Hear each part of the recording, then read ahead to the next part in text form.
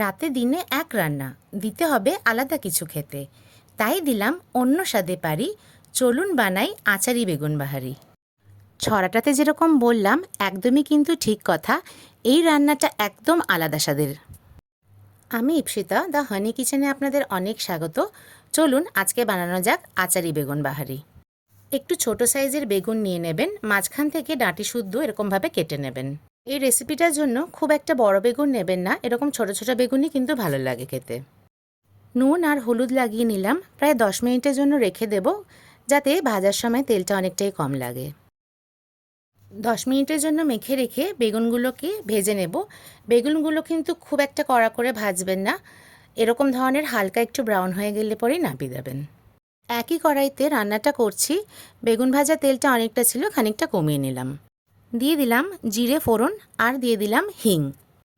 আমার কাছে আফগানি হিং ছিল, তাই কিন্তু পরিমাণটা খুব সামান্য দিলাম। আপনাদের কাছে যদি লোকাল হিং থাকে তাহলে পরিমাণটা আরেকটু বাড়িয়ে দেবেন। 1 টিস্পুন মতন আদা আর রসুন পেস্ট দিলাম। সাথে দিলাম পেঁয়াজ বাটা, একটা ছোট পেঁয়াজ আমি এখানে নিয়েছি। পেঁয়াজ আদা আর রসুনের পেস্টটা সামান্য একটু ভেজে নিতে হবে।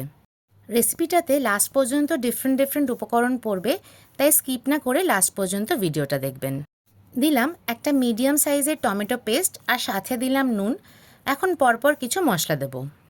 হলুদ, ধনের গুঁড়ো, জিরের গুঁড়ো। ধনের গুঁড়োর থেকে জিরের গুঁড়োর পরিমাণটা সামান্য কম রাখবেন। কাশ্মীরি লাল লঙ্কার গুঁড়ো। এখন দেবেন মৌরি, হামানদিস্তায় মৌরিটা একটুখানি কুটে নেবেন।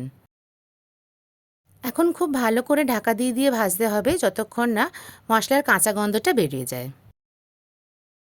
মাঝে খুলে এলাচ, দারচিনি আর লবঙ্গ একটুখানি কুটে নিয়েছিলাম, সেটা দিয়ে দিলাম। 2 মিনিট মতন ভাজলাম, মশলার কাঁচা গন্ধ একদম বেরিয়ে গেছে। এখন দেব জল। জলের পরিমাণটা সামান্য কম রাখবেন, কারণ এই রান্নাটা একটু মাখা মাখা খায়। এখন আরও 3টে জিনিস পড়বে। দিলাম তেঁতুল গোলা জল। টকের পরিমাণটা আপনারা যেমন খাবেন সেই অনুযায়ী কিন্তু তেঁতুলের পরিমাণটা বাড়াবেন বা কমাবেন। সাথে দিলাম গুড়। আমি এখানে আখি গুড় ইউজ করলাম। আপনাদের কাছে অন্য কোনো গুড় থাকলে আপনারা কিন্তু সেটাও ইউজ করতে পারেন। সাথে কিছু লঙ্কা ফাটিয়ে দিলাম। আমি এখনও অবধি কিন্তু কোনো কাঁচা লঙ্কার ইউজ করিনি, আপনারা চাইলে রান্না করার সময় কাঁচা লঙ্কা বাটা ইউজ করতে পারেন।